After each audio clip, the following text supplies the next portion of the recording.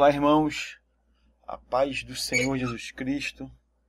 Estamos aqui para mais um vídeo dessa série Saia da Religiosidade. Eu sou o pastor Luciano, do Reconstruindo os Muros do Evangelho. Hoje nós vamos falar sobre as 5 etapas do Evangelho. Obviamente que eu não quero ter a pretensão de dizer que o Evangelho são 5 coisas, mas na verdade o que eu quero dizer é que não é possível, né, ser atingido pelo Evangelho sem passar por essas 5 etapas. Elas são fundamentais, primordiais, principais e precisam acontecer na vida do indivíduo para que ele de fato tenha tido uma experiência genuína com o Evangelho. Então, ou seja, nessa visão que eu estou querendo passar esse vídeo aqui. Então, de imediato, nós vamos passar aqui para o próximo slide. E o texto que eu quero usar de base é esse de Romanos 1, versículo 16, que diz assim: Não me envergonho do Evangelho, porque é o poder de Deus para a salvação de todo aquele que crê. Primeiro do judeu, depois do grego. Esse é o texto básico que eu quero usar. E a primeira coisa que eu quero te perguntar é que, assim, né, você sabe o que é o Evangelho? De fato, né? Se fala muito pregar o Evangelho, mas você sabe de fato o que era o Evangelho? Sabe? Aí você pode falar, pastor, o Evangelho é a boa notícia. Sim, o significado da palavra Evangelho é essa, boa notícia. Mas eu não estou falando de significado ou de ação direta. Estou falando do Evangelho como obra. A obra da graça de Deus por meio do Evangelho. Eu posso dizer para vocês que poucos conhecem de fato. Quando eu falo que poucos conhecem, se você chegar e perguntar a alguém o que é o Evangelho na sua totalidade, você vai perceber que muitos cristãos vão se confundir, vão falar coisas diferentes do que eu vou dizer aqui, ou não vão falar tudo, ou vão falar parte, né? Mas você vai ver que poucos têm a consciência completa do Evangelho, ou mesmo experimentaram o Evangelho em toda a sua essência. Uma coisa que muitos às vezes não percebem, mas a obra da graça do qual o Evangelho ele fala começa bem antes da conversão. Antes mesmo de você se converter de fato e abrir os olhos para Cristo e decidir levar a sua vida diante de Deus, a obra da graça começou bem antes. Bem antes, não a nível de tempo, mas antes de você se converter, porque a Bíblia fala que é impossível enxergarmos a Cristo sem Deus agir em nós. Então, quando a gente se dá conta da situação em que estamos, Deus, na verdade, através da sua graça, já operou em nós. Então, a obra da graça, pelo qual o Evangelho fala, ela começa bem antes da conversão. E não atentar-se para isso é perigoso demais para uma caminhada cristã genuína. É um perigo não reconhecer a obra do Evangelho, a obra da graça como um todo, né? Porque você cresce, como eu falei, né? Se você não passar pelas 5 etapas, você vai caminhar de uma forma capenga, né? E é muito perigoso, porque a tendência de se apartar do caminho, a tendência da semente ter caído em terreno pedregoso, né, desculpa, é muito grande, né? A chance da semente ter caído à beira do caminho é muito grande. É como a palavra do semeador diz, né? Lá o semeador saiu a semear e foi jogando as suas sementes, e poucas das suas sementes que caíram em boa terra. As outras caíram em situações onde se perdeu aquela semente, se tornou inútil aquela semente. Ah, mas a semente era inútil? Não, a semente era boa. A terra, o lugar que ela caiu é que não era bom, né? Então, é a mesma coisa, ou seja, Jesus, ele não é ineficaz, né, na vida de alguém, mas nós podemos estarmos em momentos, em situações que não nos tornamos aptos para receber a semente, que é Cristo, que é o Evangelho, né? Então, passando aqui, vamos dizer que muitos pregadores dizem pregar o Evangelho, mas em sua retórica falam pouco ou nada dele. Isso aí, irmãos, a gente tem visto isso aí demais. Muitos homens de Deus estão aí anunciando que estão pregando o Evangelho, mas de Evangelho não tem pregado nada, né? Eu costumo dizer que falar de Jesus nem sempre é pregar o Evangelho, porque não que Jesus seja ineficaz, né? Ele é totalmente eficaz, mas se ele não é falado sobre o ambiente preparado pelo Evangelho, né, pela obra da graça, ele não surte o efeito no coração das pessoas como deveria. Não por causa dele, como eu falei, ele não é ineficaz nunca, mas é porque a boa terra, ou seja, o coração não está bem preparado para receber a semente do Evangelho, que é Cristo. Então, continuando, por isso é que eu resolvi fazer essa apresentação aqui e falar sobre as 5 etapas do Evangelho, pelo qual a gente, se você hoje vive o Evangelho de fato, você teve que passar por essas fases, por essas etapas, aliás, porque senão seria impossível viver o Evangelho sem passar por essas etapas. E a primeira etapa é a consciência do pecado. A consciência do pecado. Consciência do pecado é a constatação da dura e real situação que todo homem encontra-se diante de Deus. É o que diz Romanos 3:23, onde que diz lá que todos pecaram e destituídos estão da glória de Deus. A consciência do pecado é algo que precisa acontecer, sabe? Porque eu vou dizer até de uma experiência minha. Eu, antes de eu me converter, eu sempre fui na minha cabeça, uma pessoa de bem, né? Um trabalhador, tinha meu emprego, era casado, tinha minha esposa, e eu era uma pessoa de bem, né? Um cidadão de bem, que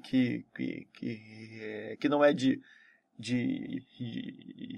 escarnecer as pessoas, de sacanear as pessoas, que não é de fazer maldade com ninguém, e eu me achava uma boa pessoa, né? E aquilo que a gente sempre fala, né? Se a gente olhar no plano horizontal, ou seja, de ser humano para ser humano, de fato você vê a diferença entre pessoas boas e pessoas ruins. Pessoas, pai de família, que honra seus compromissos, que é um trabalhador, e aqueles outros que são muitas vezes bandidos, que são pessoas que vivem de fazer o mal para outros. Mas quando a gente coloca isso quando a gente compara a gente com Deus no plano vertical, todos nós, igualmente, diante da santidade de Deus, diante do padrão moral de Deus, estamos numa situação muito degradante e real. Para Deus, todos nós somos maus, somos pecadores. Todos nós, porque o padrão de santidade de Deus ele é altíssimo. Se você olhar a lei de Deus, ela falava que ela tinha várias de regras, e ela dizia que e o texto de Romanos fala, no livro de Romanos fala que se quebrasse um item da lei, você era réu de toda a lei. Ou seja, então você teria que um erro, uma simples mentirazinha ao longo de toda a sua vida já seria suficiente para que nós fôssemos condenados. Ah, mas Deus é rigoroso. Não é que Deus é rigoroso. É o que diz aqui, ó, a impossibilidade de Deus compactuar com qualquer tipo de pecado é assustador para homens que não fazem outra coisa a não ser pecar.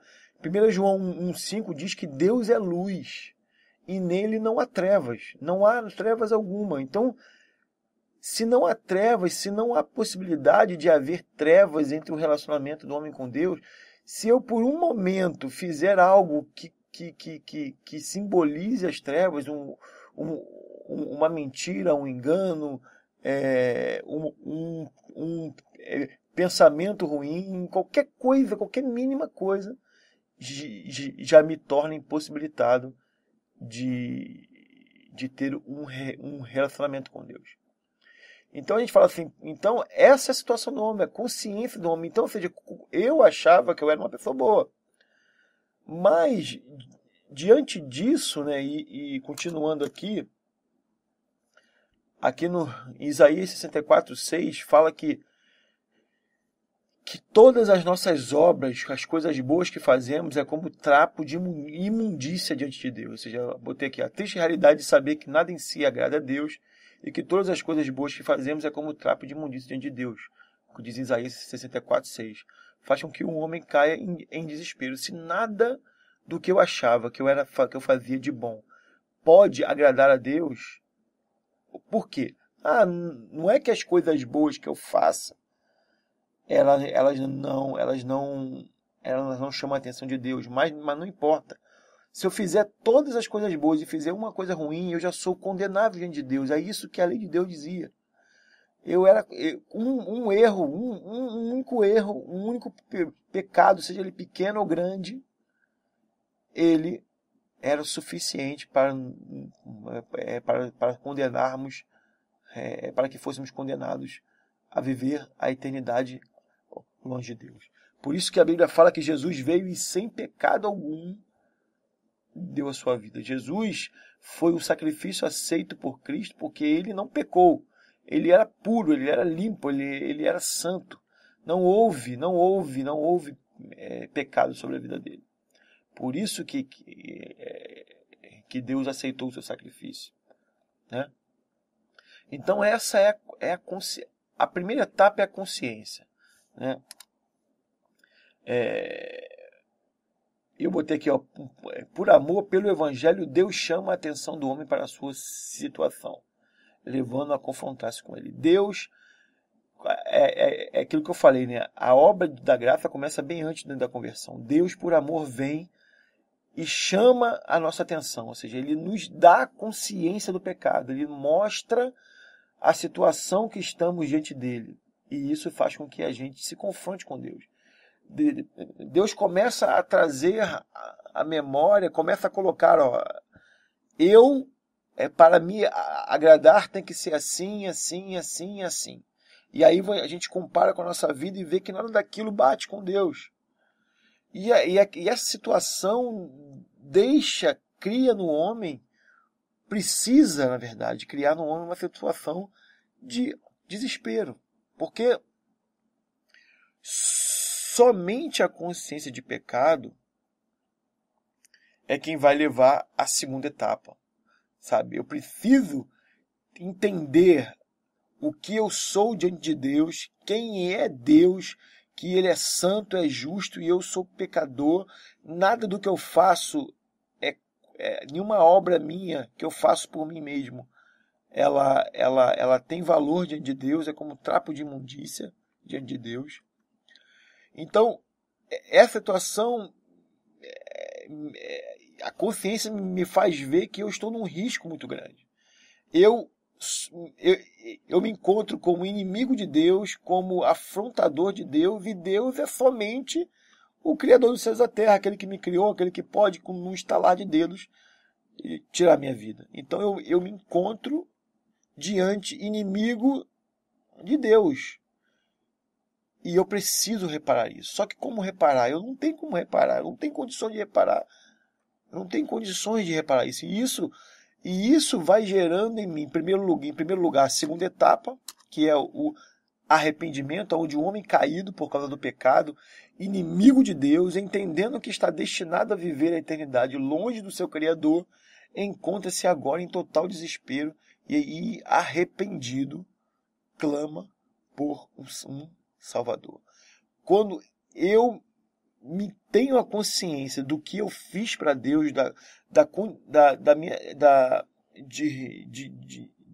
de o quanto eu afrontei a Deus, aquele que me amou, aquele que me criou, tem que gerar o que a Bíblia diz de tristeza, né? Que a tristeza segundo Deus gera arrependimento. Essa tristeza, esse embrulho na alma que gera essa tristeza, ela é ela que leva ao arrependimento, é ela que faz com que você entre pela segunda etapa.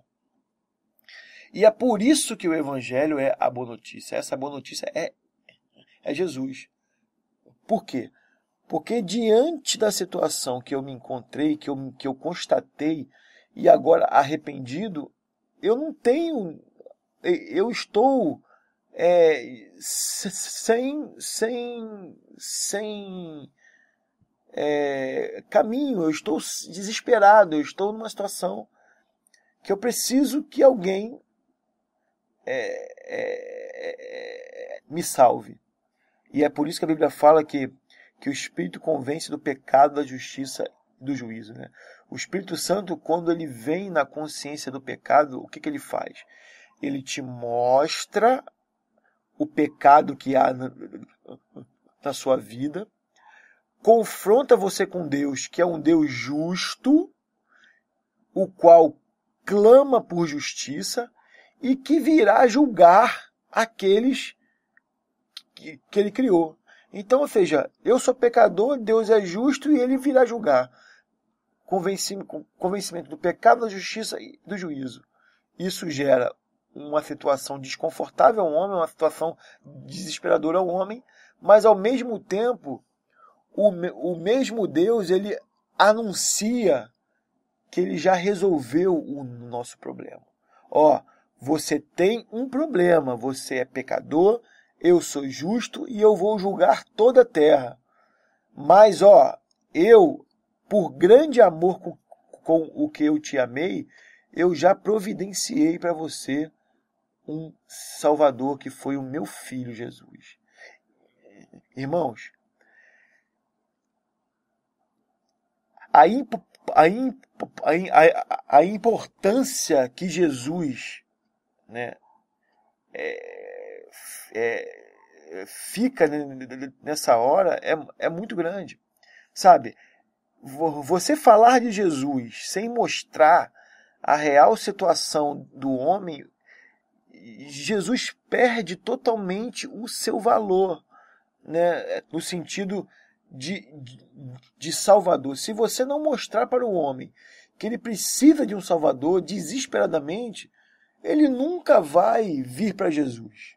Ele vai até, legal, Jesus é bonitinho, Jesus morreu na cruz, Jesus fez isso, tá, mas eu sou uma pessoa de bem, eu nem precisava disso.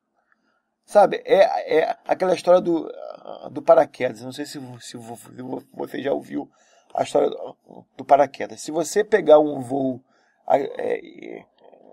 eu estou aqui no Rio de Janeiro, né? Eu estou aqui no Rio, se eu pegar um voo para Manaus, são 4 horas de viagem. Aí eu pego um avião de classe econômica, as poltronas são bem apertadinhas.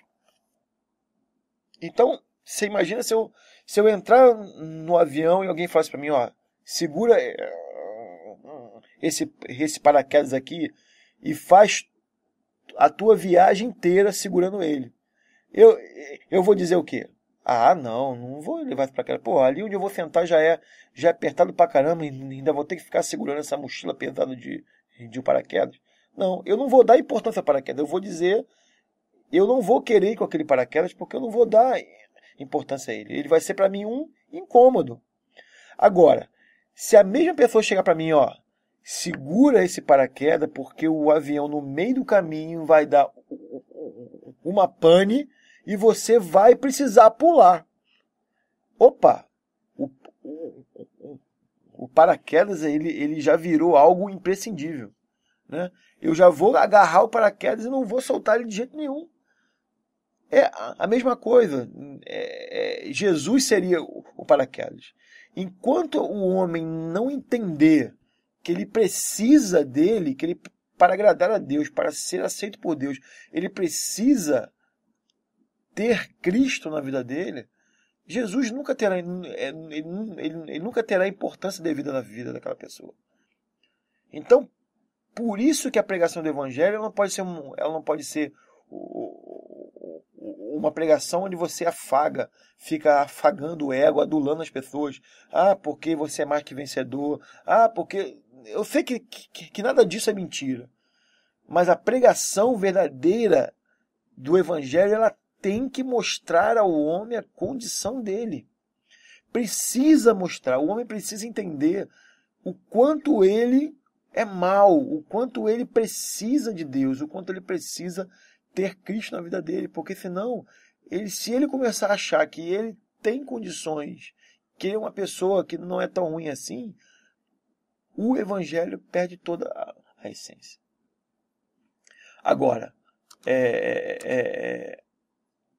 aqui fala aqui, ó, Jesus Cristo foi o Salvador enviado por Deus para tirar o homem da tremenda enrascada que ele se encontrava. Deus, por amor ao homem, providenciou alguém para quitar sua dívida com ele. Lá no texto de Colossenses 2:13 ao 15, fala que Cristo cravou a nossa dívida com Deus na cruz. Que ele pegou o escrito, a dívida, a cédula, a nota de dívida que era nossa para com Deus. Deus pegou ela e cravou na cruz, triunfando sobre todo principado e potestade, expondo eles ao ridículo, ao ponto de falar, sabe, e salvando a cada um de nós. Ele pagou a nossa dívida, ele quitou o nosso débito para com Deus, e hoje nós somos, hoje a gente deixa de ser inimigo de Deus para sermos amigos de Deus, para sermos muito mais do que amigos, sermos filhos de Deus. E a única coisa que o homem precisa fazer é arrepender-se e crer em Jesus como seu possível Salvador. É preciso, pela fé, acreditar que Deus aceitou o sacrifício de Cristo na cruz de forma que a ressurreição de Jesus dentre os mortos testifica isso. Dessa forma, acreditar na ressurreição é um dos pilares do Evangelho. Ou seja, por quê? Por que a ressurreição ela é tão importante? Porque o fato de Jesus ter ressuscitado significou que Deus aceitou o sacrifício dele. Porque se ele fosse como um de nós, ele teria morrido como qualquer outro homem. A ressurreição é que faz com que testifica que Deus aceitou, e que se ressuscitou Jesus, nos ressuscitará juntamente com ele. Então, queridos, a consciência do pecado gera o arrependimento, e o arrependimento, através da fé em Cristo, nos leva à terceira etapa, que é a conversão pela fé. Eu estou em um culto ouvi a pregação, entendi aquilo que eu sou diante de Deus, o que Deus é, ao mesmo tempo gerou arrependimento em mim, e eu ouvi que há um Salvador, que há alguém que me amou e que fez algo por mim, e eu só preciso acreditar que aquilo é verdade. E uma vez que isso acontece, a conversão ela acontece automaticamente. E essa etapa ela é instantânea. É algo inexplicável, que Paulo chama de poder de Deus no texto que a gente leu de base. Você fala assim, se eu te perguntar quando você se converteu, você vai dizer, eu me converti no dia tal, eu estava num culto tal, ouvi uma pregação tal, mas você não vai saber me dizer o momento exato.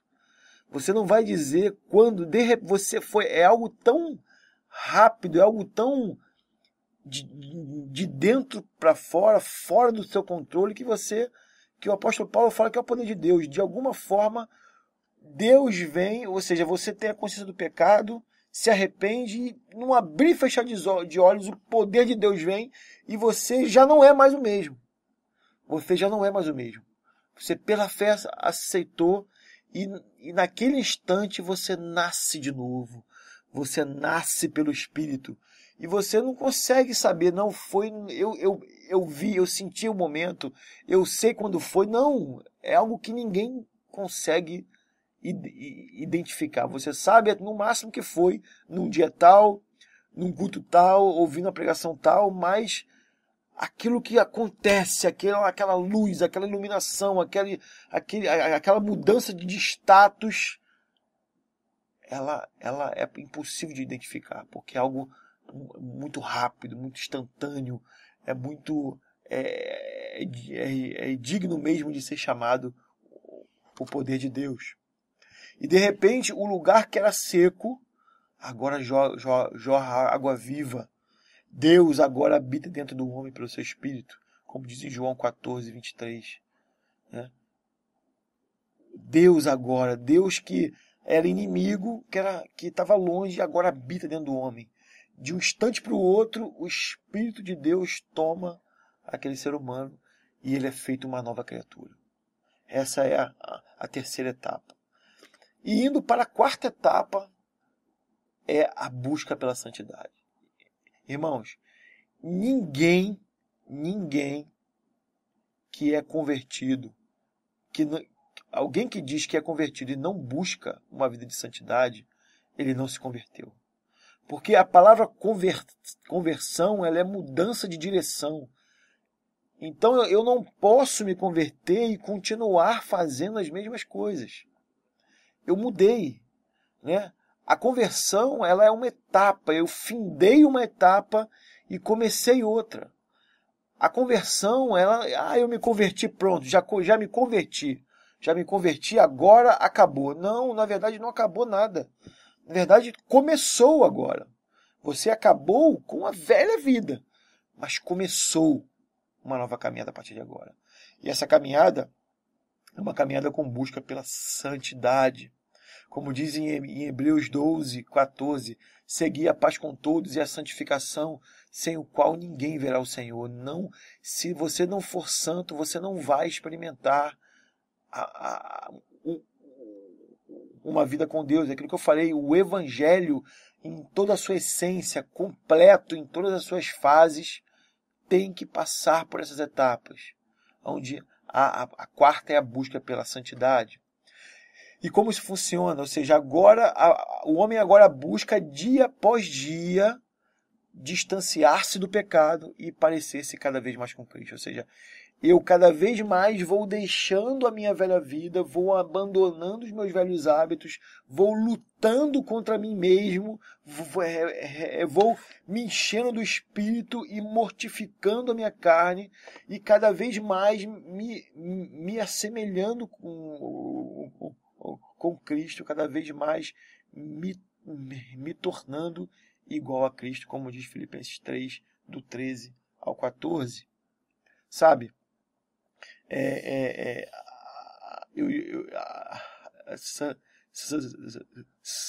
Santidade, como eu falei aí você olhar uns 2 vídeos atrás do Saia da Religiosidade, eu falei sobre isso, sobre ser santo, santidade e santificação. Santidade, ele é um estilo de vida, né? É um estilo de vida de quem é santo, de quem é separado para Deus.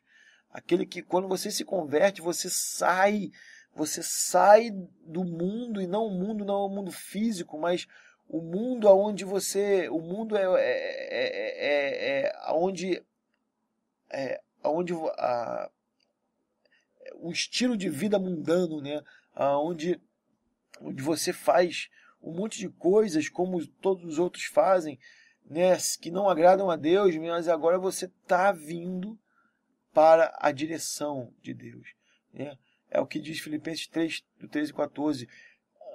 Deixando uma coisa agora, eu procuro, deixando para trás as coisas que para trás ficam, e sigo rumo ao alvo, a Cristo, ao meu prêmio. Ele é o prêmio agora, e eu busco cada dia a santidade de Deus. Cada dia eu busco me santificar, limpando a minha vida de coisas que desagradavam a Deus. Eu agora vivo uma vida de santidade. Não tem como, irmãos. A vida de santidade, ela é um reflexo, ela é uma ratificação de que eu realmente me converti, sabe? A busca pelo abandono da velha vida, aquilo que desagradava a Deus, ela precisa acontecer. Quando eu me converto, eu acabo uma vida anterior e começo uma nova vida onde eu tenho todo um caminho a percorrer, toda uma vida nova, diferente, aonde a minha carne vai lutar para que eu siga, mas o Espírito de Deus que habita em mim vai me ajudar a caminhar. E a última etapa, a quinta etapa, é a vida na vontade de Deus, que acontece meio que em paralelo à quarta etapa. Ou seja, você busca a santidade e vive na vontade de Deus. Viver na vontade de Deus é viver exatamente como Deus quer. Deus agora, você já não vive mais, como diz o texto de Gálatas 2:20, já não vivo mais eu, mas Cristo vive em mim. A vida que eu vivia na fé, agora vivo a vida que vivia na carne, agora vivo pela fé no Filho de Deus, que me amou e se entregou por mim. Então eu vivo agora, Deus é quem manda na minha vida, Ele é quem vai fazer, Ele que vai traçar os meus caminhos, é Ele que vai dizer como será a minha vida daqui para frente, a sua vontade, os seus propósitos, tudo isso, sabe? O cristão verdadeiro que foi alcançado pelo Evangelho e vive o Evangelho, ele vive na vontade de Deus. Ele não faz nada, assim como Jesus falava, eu não falo nada do que eu não tenho ouvido meu Pai dizer, e eu não faço nada que eu não tenha visto meu Pai fazer. Assim era Jesus. E nós temos que nos assemelhar a Ele. A palavra cristão, no original, ela simboliza cristozinhos, ou seja, miniaturas de Cristo, ou seja, pessoas que são parecidas, como você vê lá no livro de Atos, onde diz que os cristãos foram pela primeira vez reconhecidos, como a primeira vez que os discípulos foram chamados cristãos, a primeira vez que eles foram reconhecidos como cristãos. Por quê? Porque a vida deles era uma vida muito parecida com a vida de Cristo. As pessoas que tinham visto Cristo olhavam para aqueles homens e viam semelhança à vida de Cristo. Por isso que eles foram chamados cristãos. Viver para Deus é estar o tempo todo fazendo a sua vontade, como eu falei em Gálatas 2:20. E agora, o homem tem a responsabilidade de levar a mensagem do Evangelho para os que ainda não conhecem. Isso é algo tremendo. Deus confia a sua obra da graça àquele que outrora era seu inimigo, de forma que quem vive, vive para aquele que o amou. Ou seja, você que que era inimigo até um tempo atrás, hoje tem a responsabilidade de ensinar as pessoas todo o Evangelho, as etapas do Evangelho.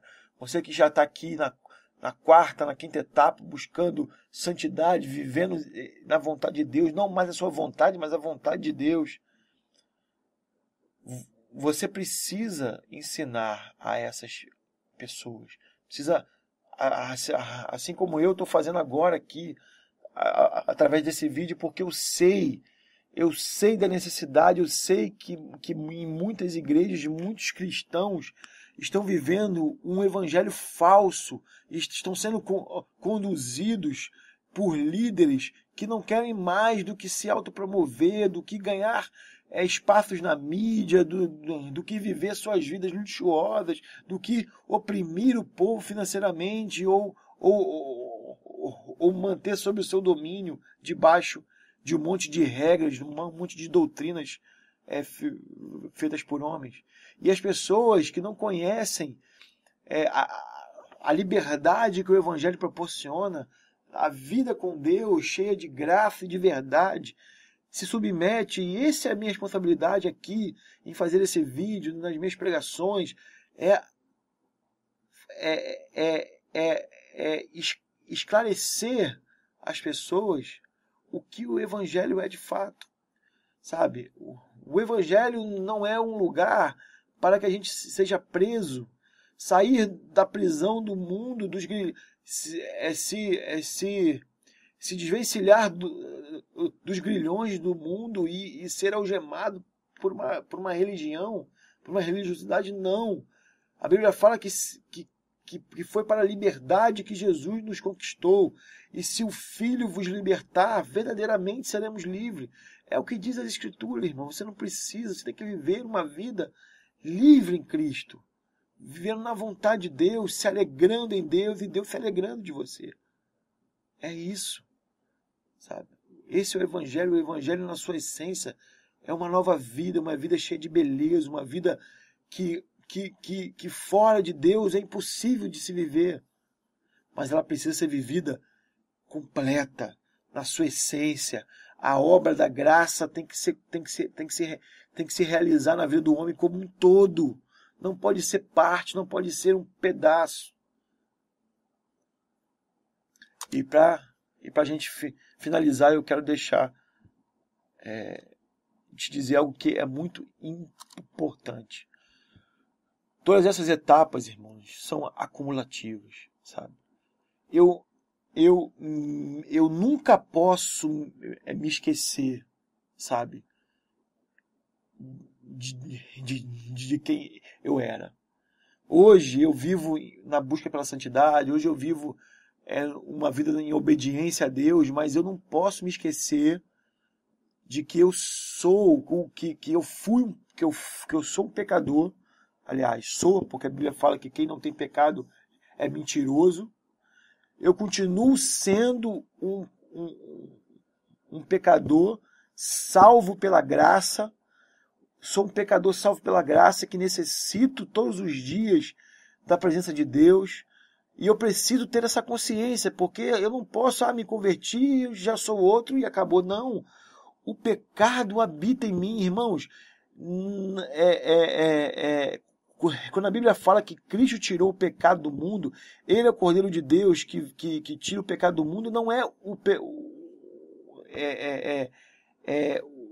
pecado, não é, Jesus não tirou a nossa possibilidade de pecar. Não, porque se fosse assim, ninguém pecava mais. Né? Não, o que Jesus tirou de nós foi o jugo do pecado, a influência, a imposição do pecado sobre nós. Nós, sem Cristo, éramos marionetes do espírito do pecado. Ou seja, o pecado exercia domínio sobre nós. Era uma relação impositiva. Ou seja, a vontade de pecar vinha e você não conseguia resistir a ela, e você ia lá e pecava. Deus, através de Cristo, deu a nós a condição, a liberdade de dizer não, de resistir. O pecado que antes era impositivo, hoje ele é sugestivo. Ele vem até nós como uma sugestão. Ele sugere a você que peque.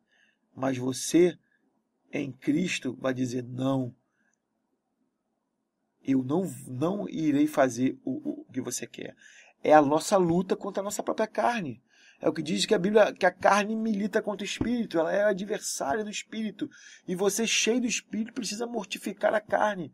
Então eu preciso ter essa consciência de que eu não posso vacilar, de que eu não posso esquecer de que eu sou pecador e de que eu preciso me lembrar do que Deus fez por mim. E eu preciso, toda vez que por acidente eu cometer um pecado, porque o cristão convertido e que teve a experiência com o Evangelho, ele não vive no pecado mais.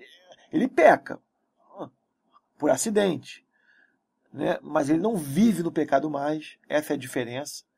Eu não vivo mais, eu não peco conscientemente. Às vezes acontece um negócio, eu fico nervoso, acabo falando uma coisa que não devia de falar, eu peco. Naquele impulso, eu peco. Isso é um tipo de pecado, né? Mas eu automaticamente, na mesma hora, eu já me arrependo e começo dali de novo. E continuo a minha caminhada. Então, as etapas, elas continuam, elas estão na minha vida o tempo todo. Por quê? Porque o Evangelho, ele engloba isso tudo. E se eu vivo o Evangelho, eu vivo dentro dessas 5 etapas. Sabe? É como se fosse um tijolinho, né? Eu coloco o primeiro tijolo, que é a consciência do pecado, boto o segundo, que é o arrependimento, boto o terceiro, que é a conversão pela fé, o quarto, que é a busca pela santidade, o quinto tijolinho, que é viver na vontade de Deus, ou seja, na obediência à vontade de Deus. Se eu tirar o primeiro tijolo, se eu esquecer, se eu achar que o primeiro tijolo de baixo ele não tem importância e tirar ele, todos os outros caem. E assim sucessivamente. Sabe? Qualquer etapa dessa, que uma hora deixa de ser cumprida, elas caem. E eu vou te dar um exemplo. Davi, quando pecou lá com Batseba, lá, que pegou a mulher de Urias e se deitou com ela, e depois mandou Urias para frente da batalha para que ele morresse, quando descobriu que ela estava grávida. Ali, o que aconteceu ali? O que Deus, através do profeta Natan, diz a Davi, né? Eu te tirei de trás das malhadas, ou seja, eu te chamei quando você cuidava das ovelhas do teu pai lá no campo onde ninguém te conhecia. Eu te chamei de lá, te coloquei sobre o trono de Israel, te dei autoridade sobre todo o povo. E quando você fala de reino, né? O reino, quando você fala de reino, os súditos do rei são propriedade do rei, né? Ou seja, se o rei olhar para um jovem e falar assim, para uma jovem, eu quero que você venha trabalhar aqui no palácio, aquela jovem era obrigada a vir. Ela abandonava seus pais e vinha, porque era, não vou dizer obrigada, mas era uma honra servir ao rei. Então Davi tinha essa autoridade que foi dada por Deus. E ele, de posse dessa autoridade, usou ela de forma errada. Mandou a mulher de um soldado seu vir até o palácio, se deitou com ela, ela não podia dizer não, porque ele era o rei, e depois deu a ordem para que ele colocasse o coitado lá na frente da batalha. Então Deus fala para ele, ó, a autoridade que você tem fui eu que te dei, e você esqueceu. Você esqueceu da perseguição que você sofreu, você esqueceu das vezes que eu te livrei, do quanto eu te amei e de onde eu te coloquei. E ele fala para Davi, se você quisesse alguma outra coisa, eu te daria. Era só você pedir. Você não precisava tomar aquilo que não é seu? Foi isso que Deus fala lá para ele, se você ler o texto lá. 1 Samuel 16, 15, 16, se você quiser olhar, se você quiser ler. Sabe? A mesma coisa foi com o antecessor de Davi, o grande rei Saul. Ele também foi escolhido por Deus entre todos para reinar. E Deus foi com ele, deu vitórias a ele, fez o nome dele ser respeitado, e ele, de uma hora para outra, começou a querer fazer as coisas como ele achava que devia. Começou a querer achar que ele tinha o comando das coisas e ele poderia fazer do jeito dele. E começou a... Deus mandava ele acabar com todos os inimigos, ele não matava todo mundo. Outra hora ele falou para Deus para não sacrificar, ele foi lá e sacrificou. Sabe? Não se pode, tem que tomar cuidado para não se esquecer de todas essas etapas. A vida com Deus é uma vida intensa, constante, onde todas essas etapas precisam estar vivas no nosso coração. Então, queridos, eu espero que você tenha entendido, compreendido o que significa o Evangelho como um todo, e a partir de agora você jamais irá esquecer. E não só esquecer, vai ensinar a outros para que as pessoas vivam de uma forma correta de Deus, porque é impossível, sabe? É impossível alguém se converter de fato sem ter a consciência de pecado. É impossível, sabe? É impossível dizer que se converteu sem viver uma vida em busca pela santidade ou sem obedecer a Deus. É impossível. O Evangelho como um todo contempla tudo isso. Que o Senhor te abençoe e até o próximo vídeo.